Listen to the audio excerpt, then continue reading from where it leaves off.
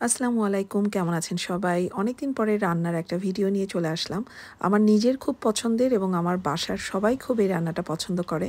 তো কোরবানি ঈদের পরে যদি মাংস খেতে, খেতে অনেক টায়ার্ড হয়ে যান বা যদি মনে হয় যে একটু ডিফারেন্ট কিছু খাবেন, তাহলে এই আচারি চিকেনটা রান্না করে দেখতে পারেন।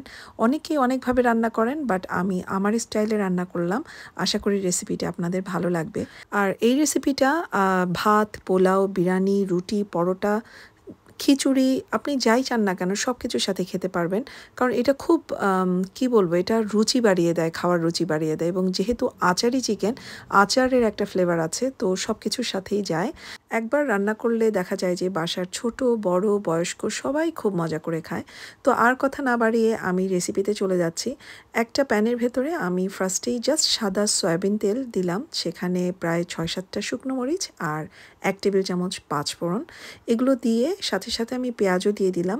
পেঁয়াজ এখানে প্রায় ৩টা আমি ব্যবহার করেছি বড়, বড়। তো এগুলো আমি একসঙ্গেই ভাজবো।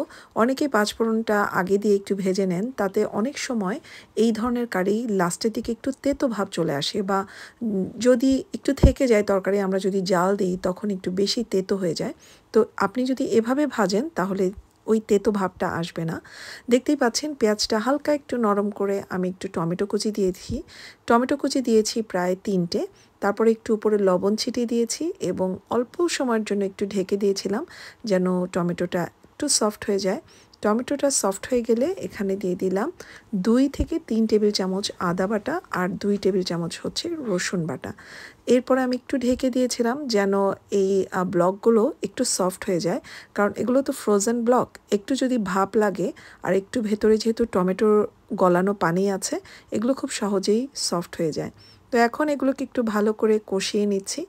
আদা, রসুন আর টমেটো সব কিছু একসাথে একটু ভালো করে কষিয়ে নিয়ে এখানে সব গুঁড়ো মশলাগুলো দিয়ে দেব। তো গুঁড়ো মশলার মধ্যে আমি ব্যবহার করছি 1 টেবিল স্পুন মরিচের গুঁড়া আর ১ চা চামচ হলুদের গুঁড়া আর ১ টেবিল স্পুন হচ্ছে ধনিয়ার গুঁড়া।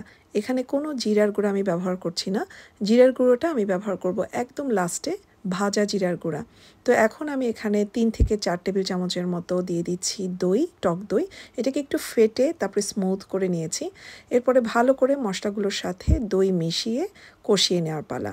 ভালো করে একটু কষিয়ে নিয়ে যখন তেলটা উপরে চলে আসবে তখন আমি এর ভেতরে চিকেনগুলো দিয়ে দিব। বাট এই সময় এই মশলাটা একটু সময় নিয়ে ভালো করে কষাতে হবে যেন তেলটা সুন্দর করে উপরে উঠে চলে আসে। এই রান্নাটা আমি যখনই রান্না করি আমার পরিবারের সবাই খুব পছন্দ করে এবং অনেকেই আমার বাসায় বেড়াতে এসে অনেকবার এই রান্নার রেসিপিটা আমার কাছে চেয়েছেন। বাট দেখা যায় কি, ভিডিও তো করে রাখি কিন্তু কেন যেন বিভিন্ন জীবনের ব্যস্ততার কারণে ভ্লগগুলো সময় মতো দেওয়া হয়ে ওঠে না। তো আজকে ভাবলাম যে যেহেতু ঈদ চলে গেছে এবং সবাই গরুর মাংস, খাসির মাংস এগুলো খেতে, খেতে হয়তোবা টায়ার্ড, ভাবলাম যে চিকেনের একটা রেসিপি দেই। যদিও এটা অনেক কমন একটা রেসিপি, বাট আমি যেটা বলেছি যে আমি আমার স্টাইলে রান্না করলাম, হয়তো আপনাদের ভালো লাগবে, আপনারা ট্রাই করে দেখবেন। তো চিকেন আমি ভালো করে মশলার সাথে কষিয়ে নিয়ে ঢেকে দিয়েছিলাম হচ্ছে ১৫ মিনিটের জন্য, মিডিয়াম লো হিটে যেন পানি বের হয়ে আসে চিকেন থেকে। আর এই রান্নাটার মধ্যে কোনো এক্সট্রা পানি ব্যবহার হবে না। যে পানিটা চিকেন থেকে বের হবে সেটা দিয়েই কিন্তু এই চিকেনটা রান্না করতে হবে। জাস্ট একটু নাড়াচাড়া করে নিয়ে আমি আবারও ১০ মিনিটের জন্য এবার মিডিয়াম লো হিটে একটু রেখে দেব যেন বেশি করে পানি বের হয়ে আসে। দেখতেই পাচ্ছেন অনেক পানি বের হয়েছে চিকেন থেকে। তো এই চিকেন থেকে পানিটা বের হলে কিন্তু এক্সট্রা পানি দেয়া লাগে না। এখন দিয়ে দেব কিছু আস্ত রসুনের কোয়া, কয়েকটা আরও শুকনো মরিচ আর ৫-৬টা কাঁচামরিচ, সবগুলো আস্ত আস্ত। সো এগুলো দিয়ে একটু ভালো করে নেড়ে চেড়ে মিশিয়ে উপর দিয়ে ছড়িয়ে দিব বেশ খানিকটা সরিষার তেল, প্রায় ২ থেকে ৩ টেবিল চামচের মতো। সরিষার তেলটা অনেকেই রান্নার প্রথমে ব্যবহার করেন, বাট আমি অ্যাকচুয়ালি লাস্টের দিকে ব্যবহার করতেই পছন্দ করি। এতে আমার কাছে মনে হয় যে রান্নাটা অনেক বেশি ফ্লেভারফুল হয়। তো আমি এখন সরিষার তেল দিয়ে দিচ্ছি উপর দিয়ে। আর রসুন, কাঁচামরিচ, শুকনো মরিচ এগুলোর জন্য কিন্তু খুব ভালো একটা ফ্লেভার আসছে এই চিকেন থেকে। আপনারা চাইলে আস্ত আস্ত ছোট ছোট রসুনও দিতে পারেন, কিন্তু রসুন যদি এভাবে দেন তাহলে সবচেয়ে বেশি আপনি ভালো একটা আচারের ফ্লেভার পাবেন। আবারও ঢেকে দিলাম ৫ থেকে ৭ মিনিটের জন্য। এখন কিন্তু রান্নাটা অলমোস্ট হয়ে গেছে। আর রসুন, শুকনো মরিচ, কাঁচামরিচ এগুলোর থেকে এই ফ্লেভার বের হতে কিন্তু খুব একটা সময় লাগে না। এই জন্য ৫ থেকে ৭ মিনিট ঢেকে দিয়ে রান্না করলেই হয়ে যায়। তো এখন আমি যেটা অ্যাড করব এখানে সেটা হচ্ছে গরম মশলা। আমি সাধারণত রাঁধুনির গরম মশলাটা ব্যবহার করি। আপনারা যদি বাসায় নিজেরা করে গরম মশলা ব্যবহার করেন সেটা তো আরও বেশি ভালো হবে, আরও বেশি টেস্টি হবে এই রান্নাটা। তো আমার কাছে সহজ লাগে, তাই আমি সবসময় রাঁধুনির এই গরম মশলাটা ব্যবহার করি। ওদের এই গরম মশলার ফ্লেভারটা কিন্তু অনেকই ভালো। তো যাই হোক, মানে অনেক দিন ধরে ব্যবহার করলেও ফ্লেভারটা কিন্তু নষ্ট হয় না। সো আমি এখানে প্রায় 1 চা চামচের মতো গরম মশলা ছড়িয়ে দিলাম। আর আগে যেহেতু বলেছি আমি জিরার গুঁড়াটা প্রথম দিকে দেইনি, আমি দেব লাস্টের দিকে। তো আমি আস্ত জিরা টেলে নিয়ে তারপরে গুঁড়া করে রেখেছিলাম, সেখান থেকে 2 চা চামচ আমি উপরে ছড়িয়ে দিলাম। আপনারা লক্ষ্য করেছেন কিনা জানি না, এখানে কিন্তু আমি কোনো এলাচ, দারচিনি, তেজপাতা আলাদা করে ব্যবহার করিনি।